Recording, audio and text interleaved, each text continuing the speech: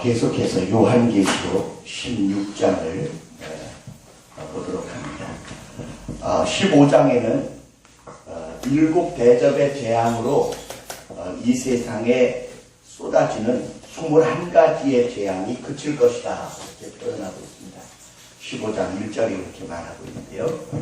일곱 인의 재앙, 일곱 나팔의 재앙, 일곱 대접의 재앙이 이 땅에 쏟아지는 이유가 무엇이냐, 그렇게 묻는다면 예수 그리스도의 일곱 눈, 일곱 뿔, 그리고 예수 그리스도의 일곱 가지의 신비입니다. 신비. 예수 그리스도가 우리와 좀 다른 것이 있어요. 그게 뭐냐 하면 탄생, 고난, 죽음, 부활, 승천, 재림, 그리고 그분의 나라인 천년왕국과 하나님의 나라가 우리에게 이루어질 것입니다. 그것은 여러분이 예배 때마다 외우는 사도신경 속에 들어있어요. 어떤 사람들은 사도신경이 문제가 많다, 그런 이야기를 하는데, 저도 사도신경 안에 들어있는 문제들을 이해합니다. 여러 가지 부족한 점도 있고 고쳐야 할 부분도 있지만 사도신경은 정말 중요한 예수 그리스도의 7대 신비를 다 포함하고 있어요. 하나님이 인간의 몸을 입고 이 땅에 오신 그 탄생의 신비는 마리아의 몸속에 성령의 능력과 하나님의 말씀의 능력으로 남자 없이 처녀로 잉태하여 이 땅에 오신 것이 여인의 후손이 되심을 우리에게 명백히 증거합니다. 그래서 탄생의 신비, 그리고 그분이 고난받으셔야 할 이유가 하나도 없어요. 왜냐하면 그분은 의로우시며 흠도 점도 없고 죄가 없으시기 때문에 고난받아야 할 필요가 없으나, 그분은 우리의 고통과 고난을 알기 위하여 스스로 자기를 비하여 이 땅에 오셨고, 우리가 받는 고난을 다 몸소 경험하심으로 우리를 아버지와 중보하시기에 가장 합당하신 분으로 일하셨습니다. 세 번째로는 그분은 죽으셔야 할 이유가 없어요. 그러나 그분이 우리가 죽어야 할 죽음을 대신 죽으셨습니다. 이 사실이 성경에 나타난 기독교의 가장 중요한 생명의 중심이 바로 거기 있어요. 하나님이 인간의 몸을 입고 우리 가운데 오셔서 우리가 지은 죄와 우리가 당해야 할 고통을 대신 담당하시고 죽어주셨다. 이 사실을 믿음으로 받아들이는 자들마다 그들은 죽음과 사망의 권세를 이기고 그분이 부활하심에 동참하여 새로이 거듭남을 얻게 되는데, 이것을 중생이라 이렇게 말하고 있어요. 중생, 거듭남. 그런데 그것은 첫 번째 중생이고요. 실제 영원한 거듭남은 우리가 죽었다가 다시 살아 영원한 하나님의 나라를 소유하는 것이죠. 뿐만 아니라 그분은 부활하셨다가 40일 후에 승천하셨습니다. 언젠간 우리도 같이 데리고 올라가실 줄 믿습니다. 아멘. 믿으시면 아멘. 아멘. 그러면 그냥 우리가 올라가고 그것으로 끝나느냐? 그게 아니라 그분이 재림하실 때 들림받았던 성도들과 함께 이 땅에 와서 세상을 심판하게 될 것입니다. 아멘. 여러분, 그 심판과 그리고 영원한 그의 나라, 백보자 심판 이후에 이루어질 천년왕국과 영원한 하나님의 나라는 남의 이야기가 아니에요. 한번 따라합시다. 예수 그리스도의 7대 신비는 우리가 거쳐가야 할 신앙의 여정이며 분명한 길이다. 믿으시면 아멘. 그래서 요한계시록은 우리에게 계속하여 7개의 문제들을 말하고 있어요. 7 금초대 사이에 계시는 7 영이신 그분께서 어린 양의 모습으로 나타나시는데, 7 뿔과 7 눈을 가진 어린 양의 모습으로 5장에 나타나고 있습니다. 근데 그 7 뿔, 7 눈, 7 영이 무엇일까? 그것을 제가 조금 전에 말한 우리가 그분의 길을 같이 갈 때 경험해야 할 그분의 7단계의 역사입니다.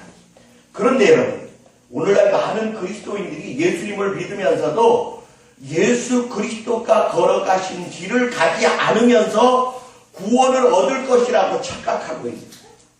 그만 따라하십니다. 그것은 착각이다. 예. 주님이 우리에게 초청하셨어요. 누구든지 나를 따라오려거든 자기를 부인하고 제 십자가를 지고 나를 따를 것이라. 그렇게 명령하셨습니다. 그것은 제자들에게만 그렇게 말씀하신 게 아니라 이 세상에 사는 모든 사람을 향하여 명령하셨습니다. 그분은 우리에게 그렇게 명령하실 권한이 있어요. 왜냐하면 우리는 죄에 팔려 영원히 멸망과 지옥에 떨어질 처지였기 때문이었는데 그분이 자기 피값으로 우리를 사셔서 하나님의 백성 삼으셨기 때문에 우리는 세상에 사는 동안에 세상에서 살지만 세상에 속한 사람이 아니라 하늘에 속한 주의 백성인 줄 믿습니다. 아멘. 그러므로 우리는 예수 그리스도의 이 7대 신비와 예수 그리스도의 삶의 여정을 우리도 같이 걸어가야 할 줄 믿습니다. 그러나 그 예수 그리스도를 인정하지 않는 사람들에게 7 인의 재앙이 쏟아지게 됩니다. 7 나팔의 재앙이 쏟아지게 됩니다. 7 대접의 재앙이 쏟아지게 됩니다. 7 인이란 예수 그리스도께서 자기의 피값으로 사서 율법의 저주와 재앙들을 막아놓고 있던 봉인들이었다. 그렇게 제가 설명드렸습니다. 그런데 더 이상 예수 그리스도의 인내가 계속돼야 할 필요가 없을 때 봉인 하나가 떨어질 때마다 그 두루마리 책 안에 안팎으로 기록되어 있던 하나님의 진노와 재앙이 땅에 쏟아지게 되었다. 그러나 예수 그리스도의 이 과정을 제대로 잘 밟아서 주께로부터 나의 사람이요 내 기뻐하는 자라 이렇게 인정받은 사람들은 그 재앙에 동참해야 할 필요가 있을까요? 없을까요? 없어요. 없고 말고요. 없지요. 그런데 준비는 다 되셨습니까? 대답을 못 하시잖아요. 아직 준비가 안 돼 있는 사람이 많아요. 그래서 많은 분들이 요한계시록에 첫 번 휴거에 동참하지 못하면 마치 다 버려지는 것 같이 이야기하지만 아니요, 제가 요한계시록을 보니까 중간중간에 자기의 사람들을 지키시고 보호하시고 데려가시는 모습을 발견하게 됩니다. 제가 주님이 자기의 사람들을 환난 중에서 어떻게 건지시는가 보았더니 여러 가지 방법으로 구하세요. 첫째는 들림을 받는 사람이 있고 둘째로는 비밀한 처소에 보호받는 사람이 있고 그리고 어떤 사람은 자기 생명을 아끼지 아니하고 예수 그리스도를 위하여 내어 던짐으로 피 흘려 죽음의 승리를 얻게 하는 순교자의 승리를 얻게 하는 종류도 있더라고요. 그러니까 꼭 휴거 받는 성도만이 최고다 그렇게 말해서는 안 됩니다. 예수 그리스도의 이름으로 복음을 증거하고 연약한 믿음의 사람들을 돕다가 주께서 수많은 사람들에게 그들의 믿음의 견고함이 어떠한지를 나타내기 위하여 여보란 듯이 짐승의 표를 받지 아니함으로 목베어 죽임을 당하는 순간에도 예수 그리스도를 배반하지 아니하고 그분을 향한 굳건한 믿음을 지키는 훌륭하고 아름다운 순교자의 모습을 보여주기 위하여 남겨두는 자도 있더라. 그러니까 여러분 요한계시록을 자꾸 무섭다 그러는데 아니요, 무섭지 않아요. 성도들의 위로와 격려와 용기를 주시기 위한 책인 줄 믿습니다. 그러니까 7 인의 재앙, 7 인의 재앙, 7 나팔의 재앙,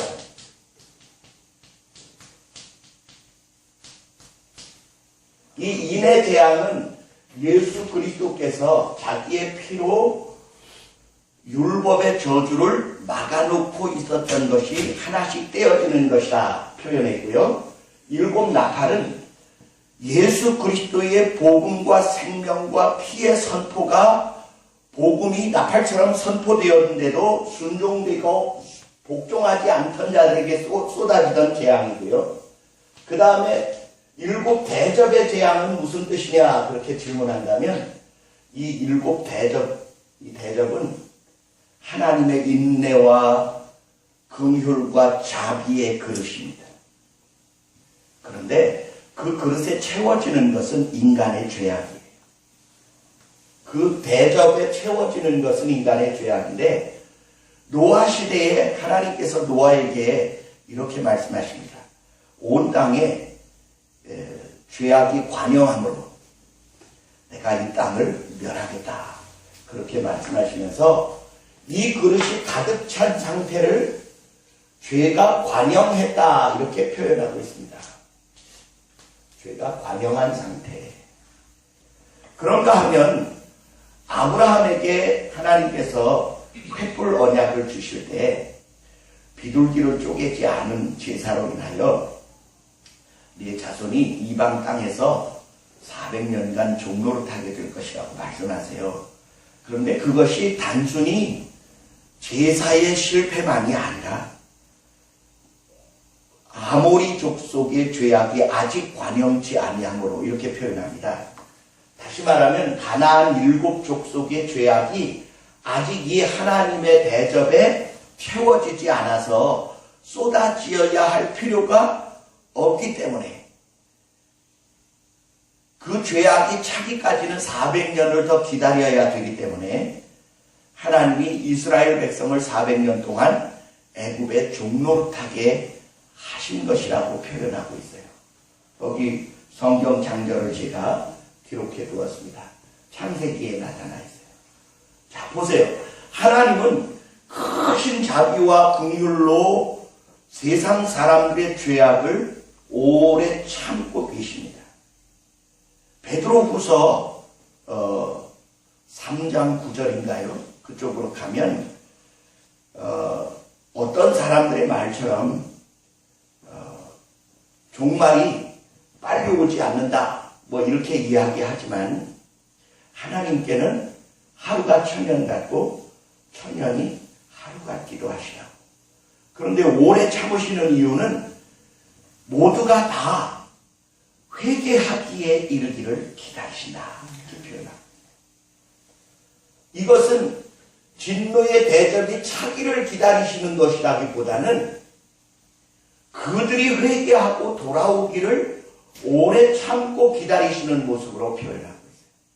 그래서 오늘 우리가 읽은 요한계시록 16장에는 뭐라고 표현되어 있느냐 하면 하나님께서 이 7 대접의 재앙을 땅에 쏟으시는데 사람들이 회개하려 하지 아니한다를 2번 반복하고 있습니다.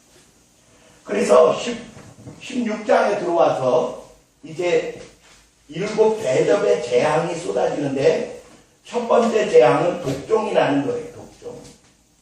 두 번째 재앙은 뭔가요?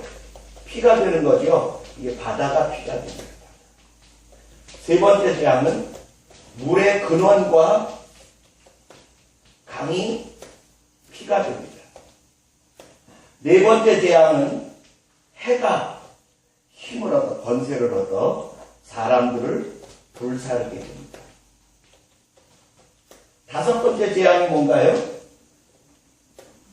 거기 나오지요. 다섯 번째 재앙. 강물이 말라서 거짓 선지자들이 오게 되는데 동방의 왕들이 오는데 그건 더러운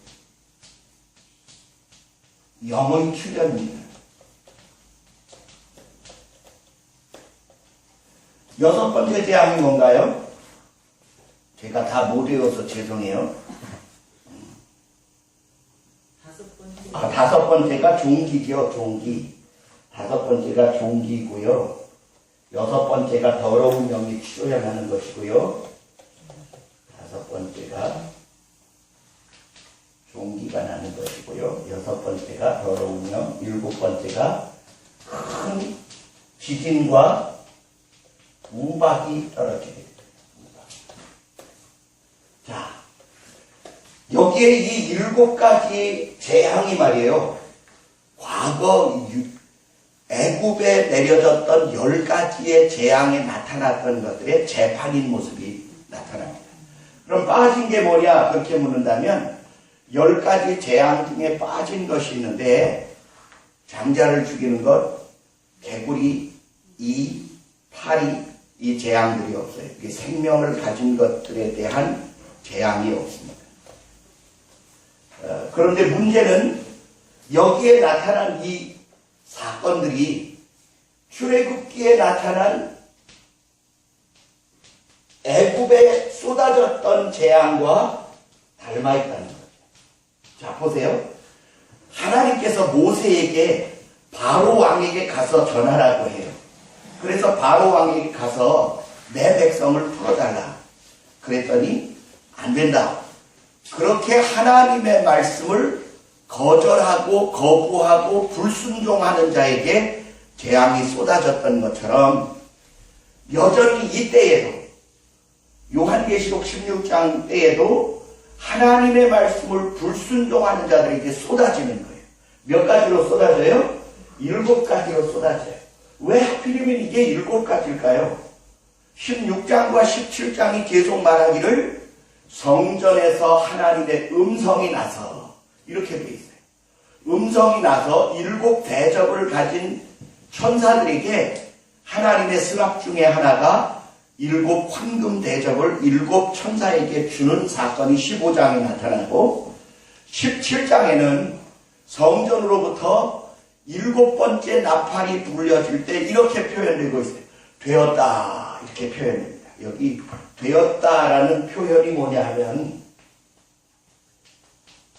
예수 그리스도께서 십자가상에서 마지막 말씀을 하십니다. 다 이루었다. 다 이루었다라는 말과 아주 흡사한 말. 다시 말하면 이 7가지 대접의 재앙으로 이 땅에 쏟아져야 할 모든 재앙이 마치게 되었다라는 말이 되어지는 거예요. 마치게 되었다. 근데 말이에요. 보세요. 제가 여러분에게 여러 번 이야기했지만 하나님의 예언은 반복적 교훈으로 되어 있습니다. 그래서 성경을 통하여 과거에 나타났던 사건이 앞으로 나타날 사건의 모형으로, 그림자로, 교훈으로 기록되어 있어요. 그러므로 앞으로 일어날 사건들이 전혀 보지 못하던 어떤 사건들이 나타나는 게 아닙니다. 성경은 앞으로 되어질 예언들을 말하고 있지만 그 예언들은 이미 이 땅에서 실현되어지고 시행되어졌던 사건들을 그림자로 하여 본체적인 사건이 나타납니다. 그 사건은 마치 이와 같아요. 다윗이 물맷돌로 골리앗을 쳐서 넘어뜨리는 사건과 느부갓네살 왕의 꿈에 저 황금머리와 금가슴 그리고 배와 철과 흙으로 된 2 다리를 가진 저 상이, 그 우상이 뜨인 돌에 의하여 그 발을 치니 산산이 부서져 가루가 되어 날아가더라. 이렇게 표현되어 있습니다. 그 뜨인 돌이 다윗이 물매로 던져 골리앗을 쳐서 넘긴 사건과 굉장히 닮아있지요. 그것이 사단의 힘을 힘입어 이 세상 왕들과 임금들이 권세와 권력을 누리며 사람들을 죽이고 자기들의 권세에 높음을 열심히 자랑한 사건을 주께서 마침내 그 아들 예수 그리스도로 말미암아 이 세상의 모든 권세를 쳐서 멸하고 점점 그 돌이 커져서 온 세상이 가득하게 되더라는 말씀의 사건과 요한계시록에 나타날 사건이 여전히 닮아있다는 사실입니다. 그러므로 우리는 성경을 어떻게 이해하느냐? 성경이 예수 그리스도를 중심으로 하여 과거와 현재와 미래가 통일성 있게 기록되어지게 되었다는 사실입니다.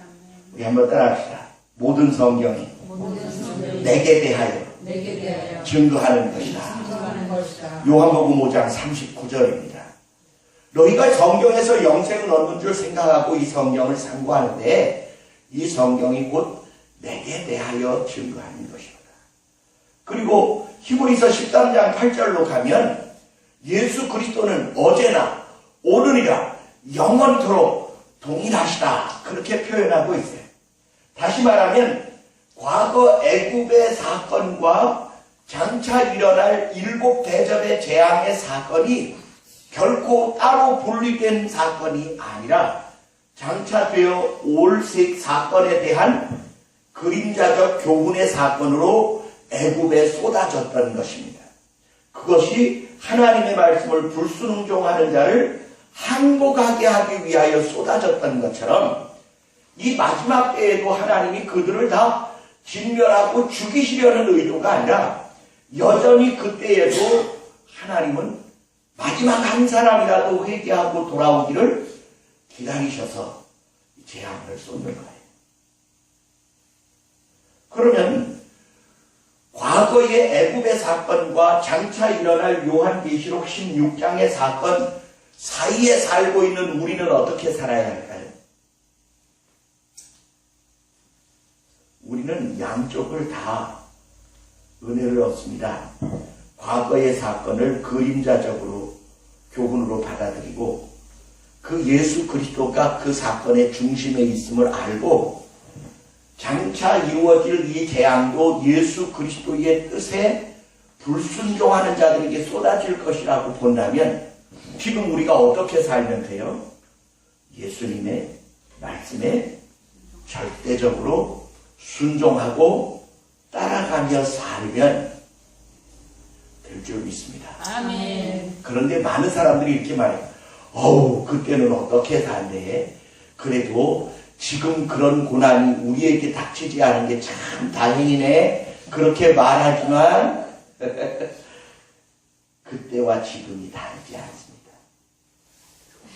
지금이 훨씬 더 교묘하게 여러분의 신앙을 도적질하고 여러분의 믿음을 빼앗아가기 위하여 사단이 우는 사자와 집을 벌리고 다니면서 할 수만 있으면 구원을 얻은 자라도 삼키려고 두루다니며 삼킬 자를 찾고 있습니다. 그 사건에 가까운 예를 보시겠습니다. 지금 우리나라가 굉장히 위험스러운 사정에 있어요. 동성애의 문제가 대두되어 있고 이슬람의 문제가 대두되어 있고 공산주의자들이 우리나라의 이 교과서를 바꾸고 그리고 우리나라 사람들의 이 정통성을 편향되게 만들려고 아주 이상한 방법들을 사용하고 있습니다. 뿐만 아니라 옛날에는 그래도 도덕과 윤리가 있어서 사람들이 부끄러운 것과 창피한 것이 무엇인지를 구별했는데 지금은 그렇지 않아요. 지금은 오히려 그 부끄러운 행위를 더 뻔뻔스럽게 자랑스럽게 하고 살아요. 그리고 불의한 사람이 목소리가 더 커요. 저는 이렇게 믿습니다. 나라를 지탱하는 4가지 기둥이 있다면 그것이 도덕과 윤리와 질서와 법치라고 생각해요. 그런데 요즘 우리나라에는 말이에요. 인권과 자유라고 하는 개념을 얼마나 높여놨는지 도덕과 윤리를 지나서 국가의 법치 수준을 뛰어넘어서 자기의 자유와 권리와 인권을 찾겠다 이렇게 떠드는 사람들이 있어요. 여러분 그것은 있을 수 없는 이야기입니다. 왜 있을 수 없느냐? 아주 간단해요. 아주 그 지극히 작은 것으로 큰 법을 어기겠다고 말하면 되겠습니까? 물론 자유도 중요하고 인권도 중요해요. 그렇지만 자기 인권이 중요한 만큼 다른 이의 인권은 안 중요합니까? 중요하죠. 그래 나의 인권과 자유를 얻겠다고 다른 이들의 권한을 침해하는 사건이 생긴다면 그건 마땅히 법을 어기는 게 돼요. 그리고 내가 하고 싶다고 벌거벗고 마음대로 다니면 자기는 자유를 얻어서 좋을지 모르지만 그게 풍기를 문란하게 하고 도덕과 윤리관을 깨뜨리는 것이라면 마땅히 처벌받아야 돼요. 그런데 말이에요. 퀴어 축제라고 하는 희한한 동성애 축제를 허락을 해서 성인 남자들이 말이에요. 벌거벗고 엉덩이가 뻥 뚫린 바지를 입고는 세상에 그 부끄러운 행위를 차를 타고 다니며 퍼레이드를 벌리도록 허가를 내주는 건 도대체 어느 나라 법입니까?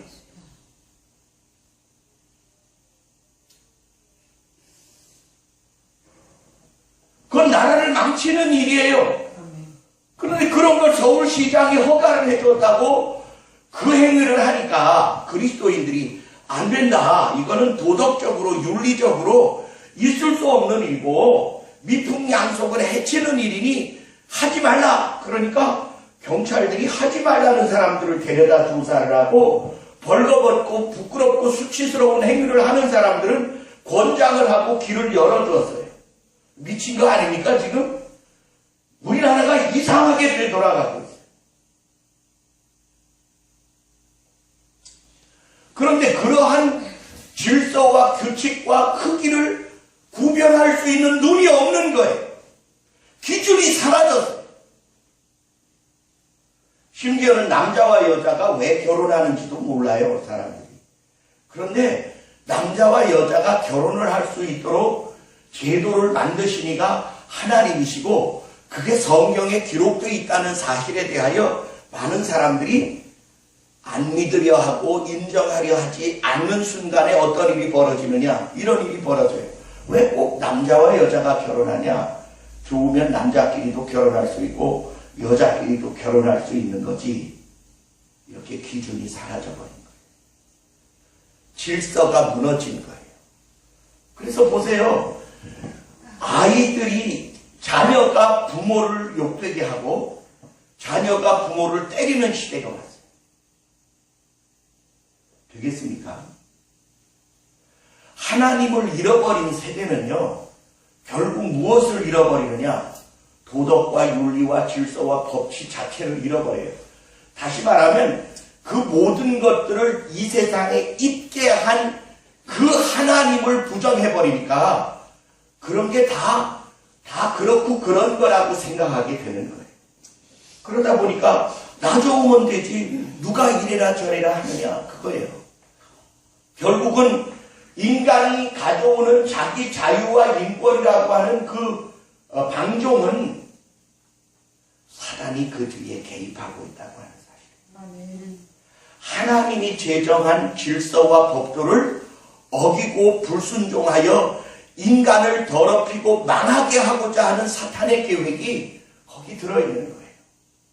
그래서 여러분, 이 더러운 영의 출현이 일어나는데 6번째 대접을 땅에 쏟음에 강들이 말라서 동방에서 오는 왕들의 길이 예비되었는데 용들과 짐승과 우상의 영들에 의하여 개구리같이 더러운 영들이 나오는 거예요. 여러분, 이 개구리가 왜 표현되느냐 하면 시끄럽게 쉬지 않고 떠드는 종류를 가르쳐봐요. 근데 이들이 시끄럽게 쉬지 않고 떠드는 그것이 뭐냐면 거룩하신 하나님의 영광을 더럽히는 거예요. 그때의 마지막 남은 성도들은 어떻게 하라고 말하느냐 하면 깨어 자기 옷을 빼앗기지 말고 더럽히지 말고 벌거벗고 다니지 아니하도록 자기 옷을 지킬 것을 명령하고 계십니다. 여기 자기 옷이라는 말은 이제 18장으로 가게 되면 뭐가 나오느냐 하면 성도들의 흰 옷은 성도들의 선한 행실이라 이렇게 되어 있어요. 그러니까 이 개구리같이 더러운 이 용과 짐승과 우상의 선지자들이 떠들어대는 것은 뭐냐 하면 자유와 방종과 타락과 반역입니다. 그 중에 가장 중요한 게 음란입니다. 하나님은 우리를 향하여 이렇게 말해요. 내가 거룩하니 너희도 거룩하라. 이렇게 말씀하십니다. 우리가 거룩해야 할 이유는 아주 간단해요. 그분이 우리를 거룩하고 존귀하게 지었기 때문에 우리는 그분의 존귀함과 거룩함을 유지해야 하는 게 마땅하니. 그런데 우리가 세상에 사는 동안에 왜 우리의 거룩함이 더럽혀집니까? 사단이 가르쳐준 이상한 교훈들 때문에. 그래서 언제나 죄악의 종류를 해석하기 위하여 끌고 가는 이야기가 어디로 가야 되냐면 창세기 3장으로 갑니다. 하나님은 선악을 알게 하는 나무의 열매를 먹지 말라. 먹는 날에는 정령 죽으리라고 가르쳐 주시고 그 안에 창조된 모든 것을 선악을 알게 하는 나무 외에는 모든 것을 사람의 권한에 다 주셨습니다. 그런데 뱀이 왔어요. 하와에게 말합니다. 야, 저거 왜 안 먹니? 그거 먹으면 하나님 같아져. 지혜로워지고 눈이 밝아져. 절대로 죽지 않아. 하나님의 말씀과 어긋났는데 사람의 귀에는 한없이 그게 달콤하게 들린 거예요. 한번 따라하십시다. 내가 기준이 되면 마귀 밥이 된다. 아멘. 여러분 기준으로 살지 마. 여러분 안에 계신 예수님이 기준이 돼야 돼요. 아멘. 오늘날 교회 안에 들어온 이단 사설이 이런 것들입니다. 자기를 사랑하라. 여러분, 그게 내 중심, 너 보니 너가 왕이 되는 그 길을 택하라는 말과 하나도 다르지 않아요. 그 말 뒤에는요, 사악한 사단의 교훈이 들어있습니다. 여러분, 절대로 여러분 스스로를 사랑하려고 애쓰지 마세요. 왜냐하면 가르치지 않아도 우리는 나 자신을 너무나 사랑해서 그게 문제예요. 그러니까 남을 사랑할 여가가 없어. 주님은 더더군다나 내가 나를 사랑하면 주님을 사랑할 여유가 없어요. 결국은 마귀의 말이 달콤하게 들리고 아무리 좋게 들려도 하나님의 말씀의 기준에 어긋나면 따라가면 안 됩니다. 근데 개구리같이 더러운 이 영들이 계속하여 음란을 미화하고 동성애를 미화하고 개인주의를 미화하여 하나님이 정한 국가와 교회와 가정의 법을 깨뜨리고 있는 거예요. 우리는 태어나면서부터 하나님이 한 나라에 태어나게 합니다. 한 부모에게 태어나게 하고요. 한 가정에 태어나게 하고 그리고 우리에게 한 교회의 성도가 되게 하십니다. 그러면 우리가 소속되어 있는 그곳에서 우리는 어떻게 해야 하냐면 예수 그리스도의 사랑을 실천해야 해요. 그 그리스도가 자기를 희생하여 우리에게 주신 것처럼 우리는 이 세상에